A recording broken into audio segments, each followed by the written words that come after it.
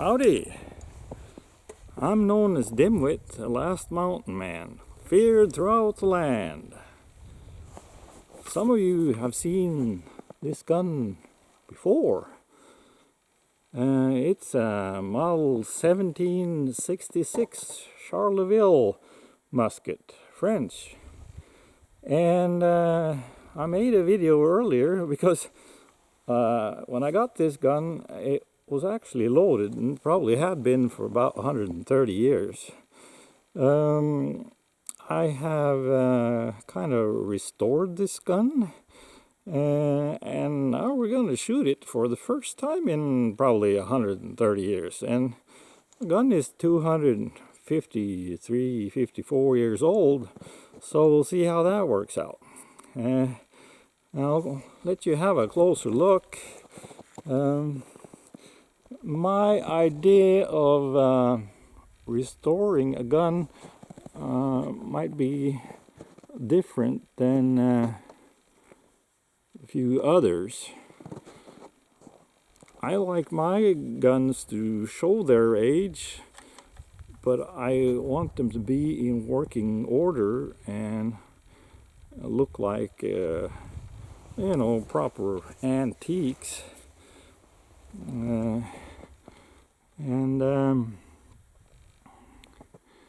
I've seen other guys restore guns like this, and they scrub them down, the wood and the metal, until and give them a high gloss finish, and I don't like that. I think this is kind of an old lady and should be treated with some dignity, and let her age with some grace, and don't make her look like cheapest prostitute in town. So I had to make that front barrel band and kind of age it so it looks similar to the rest. I'll tell you in detail kind of what I did and didn't do, but I think first we're going to have to try to shoot it. And lately I have been getting into making paper cartridges, and I will be doing several videos with that, with smoothbore muskets and rifle muskets with Minet bullets. And this is what my paper cartridges look like for a smoothbore musket. This is inspired by the way several different nations did it, but I've kind of mixed it into one, and I added my own touch to it. So there's obviously a round ball in there, and the end of the paper cartridge, it has been dipped in melted beeswax. And usually people roll these cartridges and they keep this end loose like this, and I think maybe I have ADHD or something, or I don't. That bothers me. So I have some extra length to that string around there, and I tie that end of the cartridge down, and I just grab it, open it like that. But this one is a full service charge that I'm going to use in one of my other muskets, and this being such an old gun, and it had some corrosion going on and stuff, but it's not too bad. But they're supposed to be 69 caliber, but a lot of times they're bigger. This one is 75 caliber at the muzzle, and quite a ways in it's 73, and maybe something like 72 caliber down in the bottom there. And and I'm sure it's been scrubbed and cleaned on the outside as well lots of times, and there was some corrosion going on, but So it may not be as strong now as it was 250 some years ago. So I have made some smaller ones. Now we're going to start with this one, and I have 4 different sizes here, powder charges. So and my powder charges are based on research from what they used back in the day, and we know that United States also used 69 caliber Charleville pattern muskets, and the latest one they made, 1842 Springfield musket, that was a percussion, and they used 110 grains of powder in that. And by 1840, the black powder was really good quality, just as good as what we got now. And that powder was, from what I understand, the same pretty much as 2FFG powder. If you go back further in time to when this gun was new, the powder they had back then was more like the 1F powder, and I have recently acquired some 1FG powder, FG powder, and I started using that in my older muskets and smoothbores, and I have to say I've been really happy with it and impressed with it. It gives me lower pressure in the gun, so it's safer, but it feels surprisingly powerful, and I like it a lot. So that's what I'm going to be using. So I'm thinking in an old musket like this, if I have a maximum load of 110 grains of FG powder instead of 110 grains of FFG powder, I should be safe. And of course, if you've seen my videos before, you've seen this old powder and shot measure of mine for a muzzle loading shotgun, and a lot of my loading data that I found in books and on the internet are based on drums when it comes to powder. And and I also showed you this before. I kind of translated what's on this here into grains, because we're more used to thinking grains. So we're going to start with 3 drums of black powder, and that's the equivalent of 82 grains. So and that's this one here.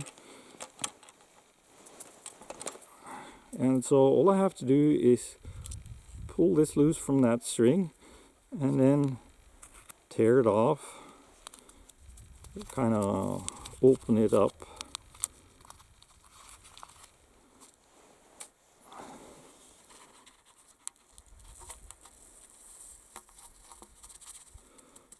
And dump the powder down the bore, and then I'll continue putting it down with the, can you see that? The round ball goes on top. Drop that down in there, and that paper cartridge now becomes the wadding between the powder and the round ball.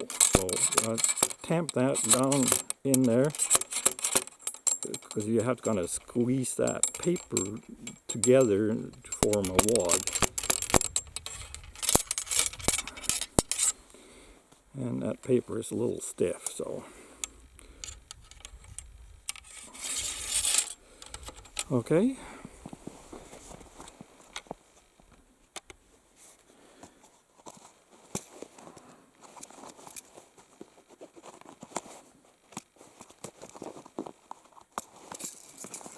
And I have a capper.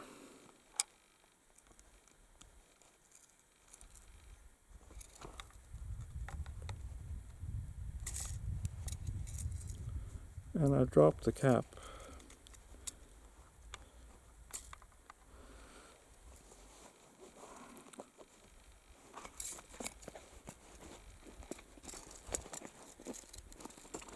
Okay, first time, 130 years.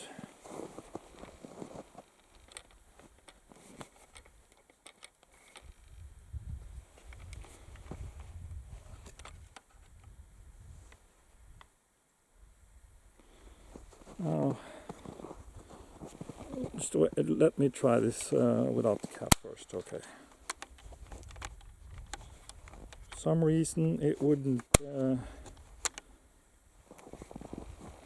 I didn't test it when I put it back together last time. I did some changes and now it, well, okay.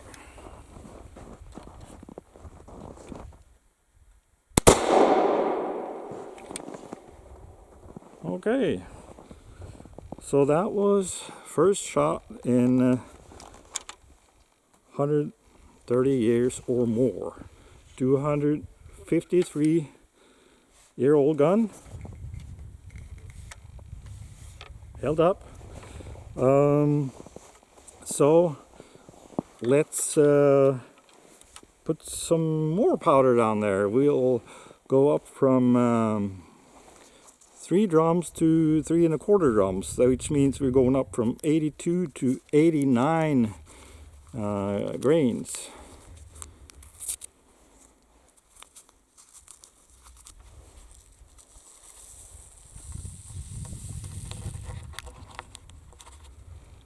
And like that.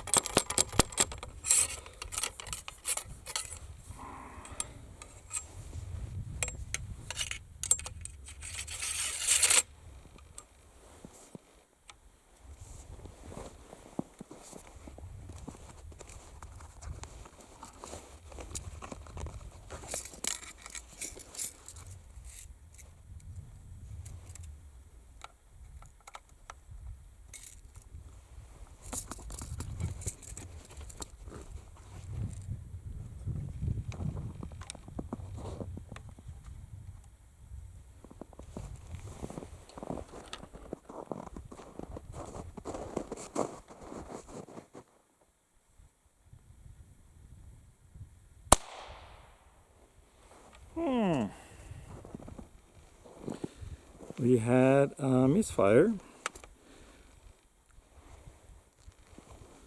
Just give me a second.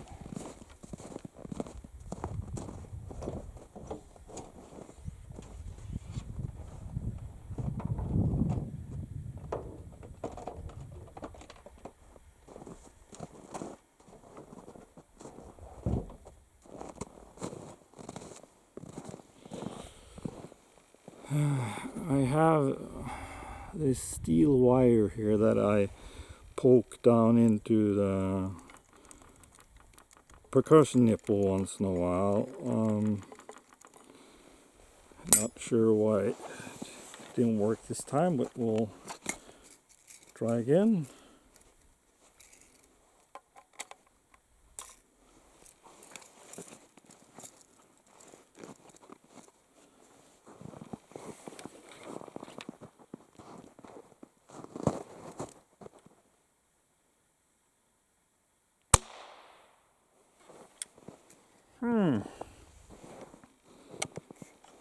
That's strange.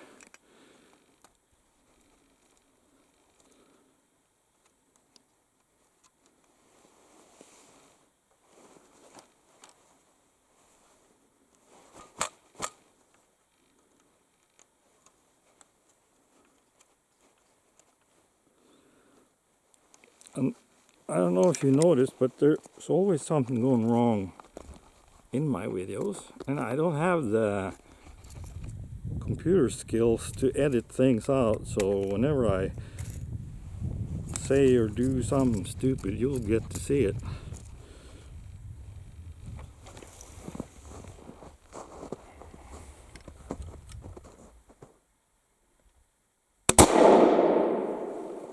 There we go. Kind of stubborn old lady.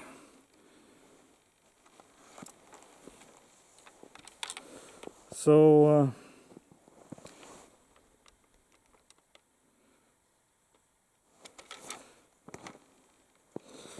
that was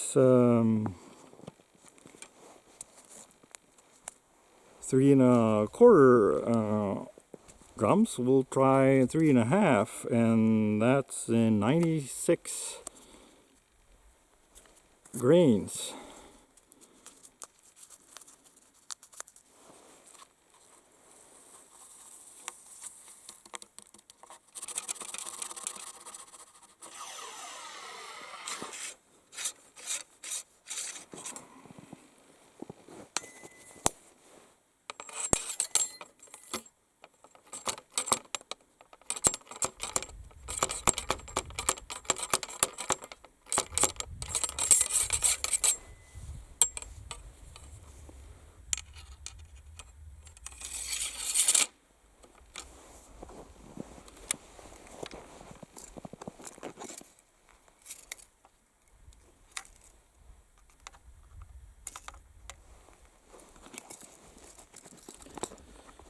My percussion nipple is a little thin, so we used to do back in the day is kind of squeeze them together a little bit before we put them on. They'll stay on there better.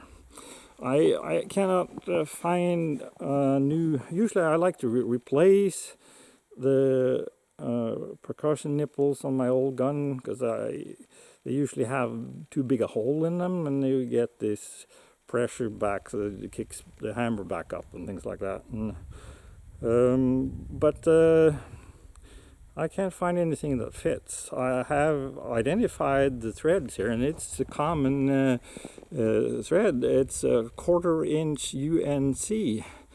And that's a common size in bolts, but I don't see anywhere to buy percussion nipple that size. So if you know anybody who's got 1/4 inch UNC percussion nipples, let me know.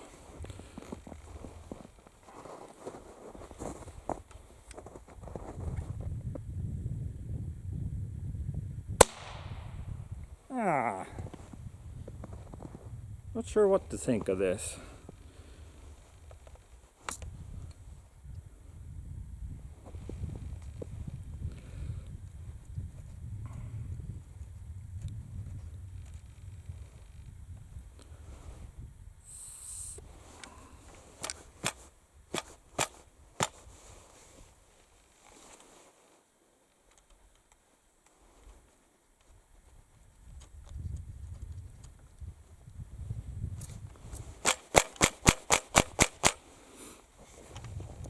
Guess we just have to try again.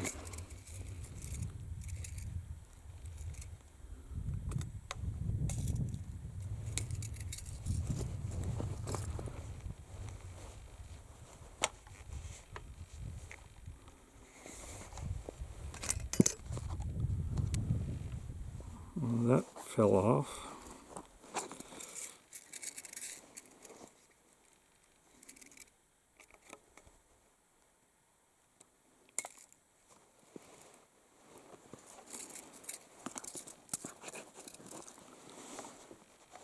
I should have prepared some percussion caps ahead of time, squeezing them together, instead of doing this now in front of you guys.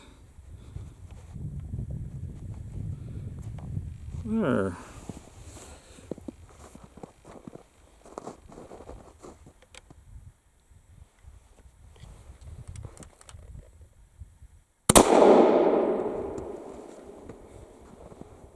Okay, we're still holding up here. So we'll keep cranking her up to 3 3/4 of a drum, which is 103 grains. And I'm thinking that's going to be our service charge for this gun. We're not going to torture it with anything more than that. And of course this is 66.2 caliber round ball, so there's going to be a lot of gases escaping past the round ball, because this, of course, this paper cartridge works as a wadding, and it kind of seals it a little bit, but not nearly as much as some other ways of loading. So, but I'm thinking, and we call that those escaping gases past the round ball, that's called windage in the old days. I oftentimes use the term blow-by because that's maybe easier to relate to.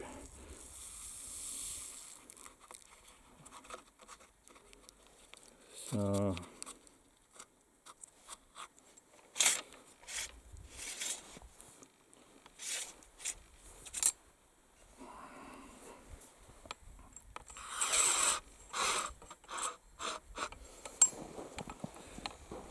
make sure that powder works its way out into that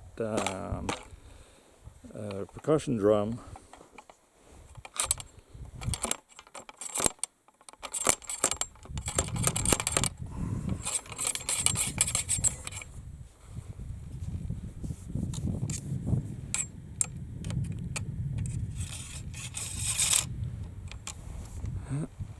Okay, and then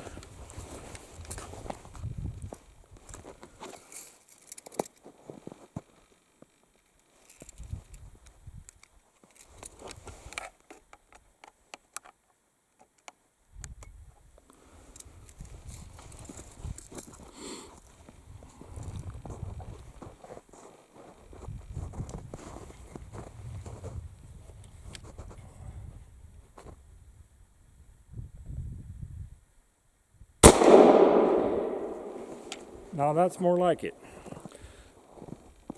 I think that's our problem here, because we have the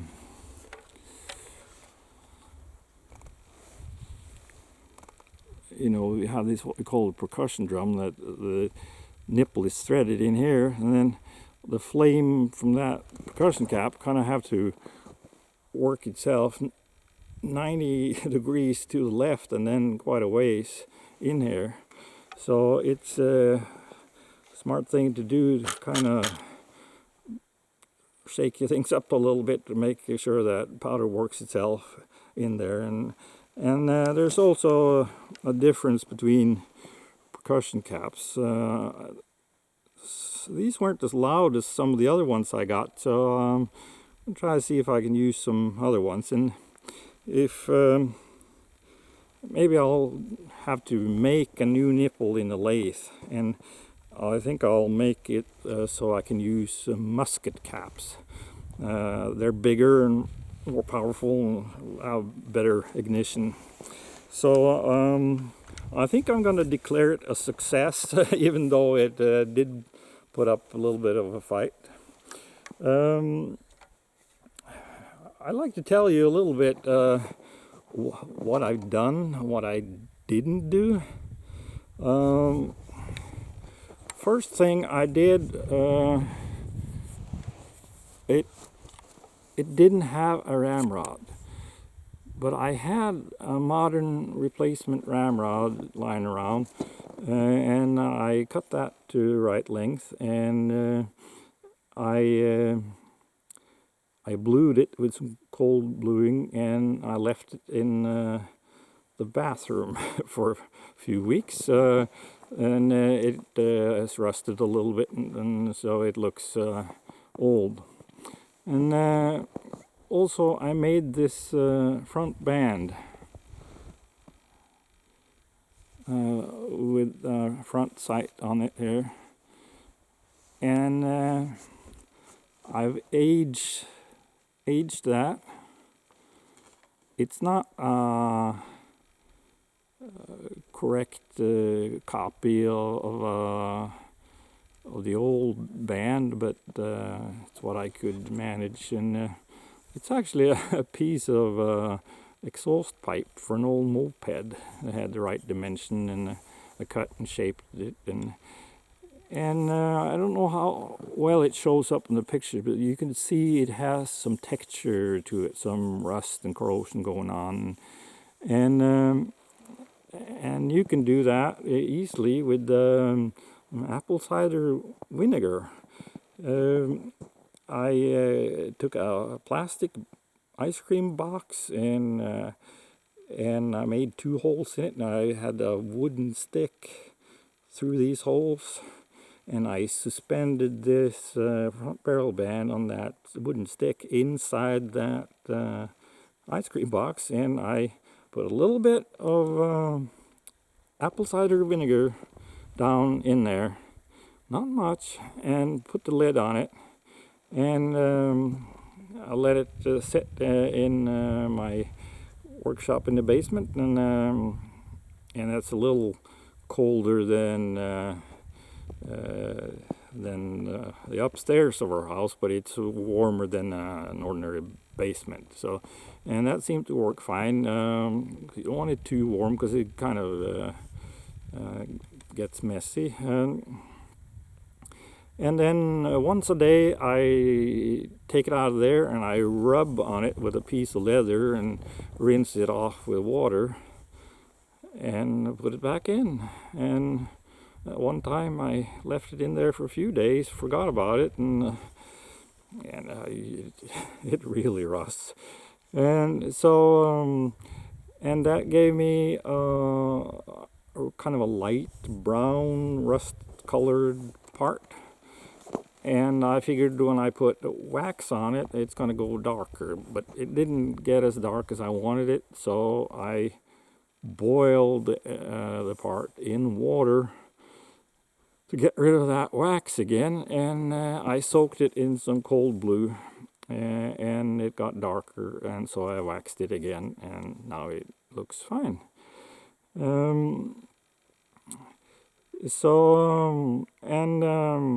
While this aging process was going on with these parts, I started working on the barrel.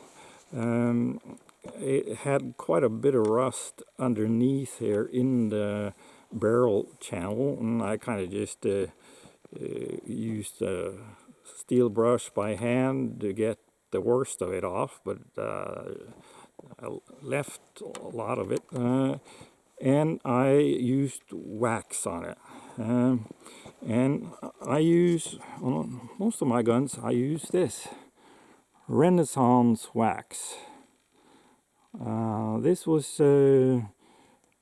developed for British Museum in the 1950s, and you can use it on all kinds of metal and wood and leather, and it's just good stuff.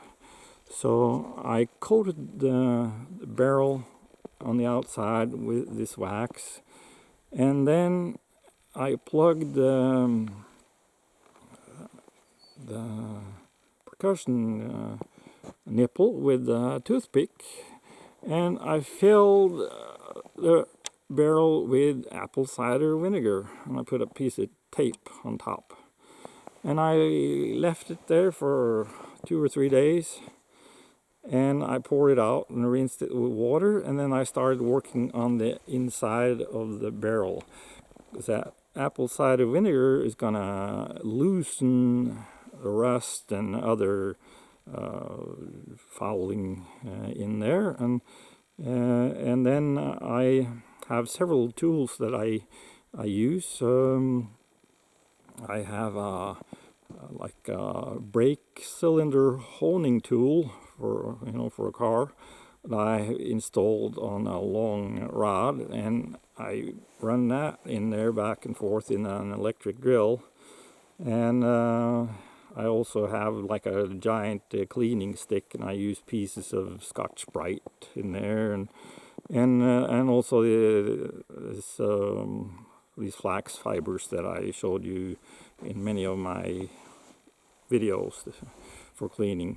And so I would, with the electric drill, I would, you know, have a rotating motion cleaning it, and then by hand I would have this in and out motion cleaning it. And I kept going until things felt smooth all the way, because it would have places where you just feel rough. And so, but it's still, when I look down in there with a drop of small flashlight in there and look down in there, there's still pitting, there's still corrosion, but it's not, I don't have any large, deep places with corrosion. It's just these small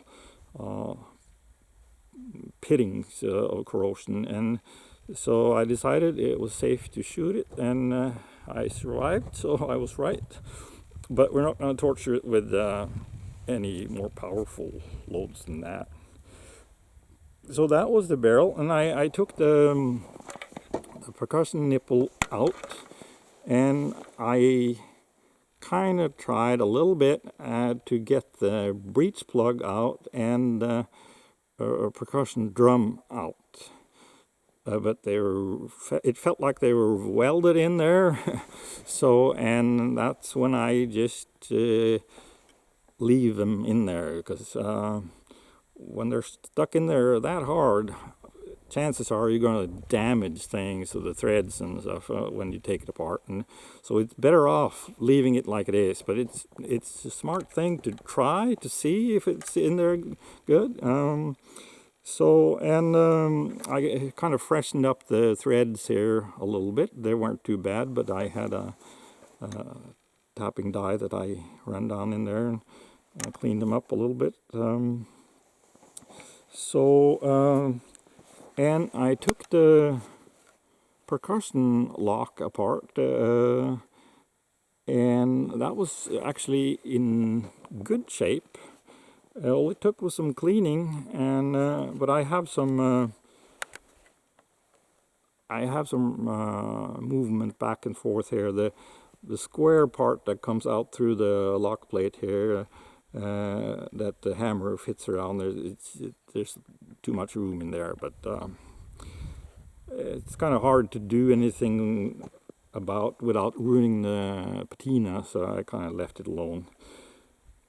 And any time you have with such an old gun to do, you know, it's you're going to have wood shrinkage. So I had to shorten this screw that goes through the side plate here and into the lock plate underneath the hammer here, because that would hit the hammer. And also this front screw, it would stick out quite a bit, so I shortened that a little bit. And I think now last time I put it together, I kind of turned the screws a little harder than what I done earlier, and that affected the lock. And I should have known better to check these things, because it's probably hitting something. So that's why now it kind of works from half cock only. But I'll look into that. Shouldn't be a problem. And the stock itself had a lot of cracks, and it was kind of fragile. So I decided to leave the butt plate in place, and I left the trigger guard in place and the trigger assembly in place. So I glued all these cracks, and there's a fantastic glue that I want to show you. This is the original Gorilla glue. This is fantastic stuff. It's activated by water. Tiny little bit will do you. and it expands before it dries.